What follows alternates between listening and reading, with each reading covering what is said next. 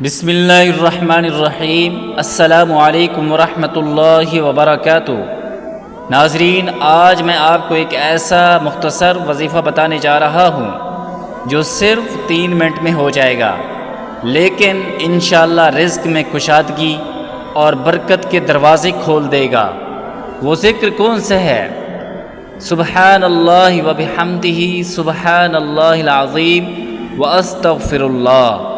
یہ ذکر ہے، آسان ہے بالکل۔ سبحان اللہ وبحمدہ، سبحان اللہ العظیم واستغفر اللہ۔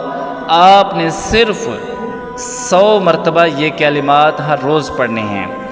اب اس کا طریقہ کیا ہے؟ اس میں آپ نے 3 کام کرنے ہیں۔ نمبر 1، بہتر ہے باوضو ہو کر بیٹھیں۔ مطلب یہ ہے، اگر وضو نہیں ہے پھر بھی پڑھ سکتے ہیں، لیکن ادب کے خلاف ہے، تو اس لیے بہتر ہے باوضو ہو کر بیٹھیں۔ نمبر 2، دل کو سکون دے کر آہستہ آہستہ پڑھیں، جلدی میں نہ پڑھیں، توجہ سے یقین سے پڑھیں۔ نمبر 3، ہر بار پڑھتے وقت دل میں یہ نیت رکھیں کہ اللہ تعالیٰ آپ کے رزق میں برکت دے۔ یہ ذکر اللہ تعالیٰ کو بہت محبوب ہے۔ حدیث میں آیا ہے کہ استغفار کرنے سے آسمان سے بارش برستی ہے، رزق بڑھتا ہے، اولاد ملتی ہے اور زندگی میں آسانیاں آتی ہیں۔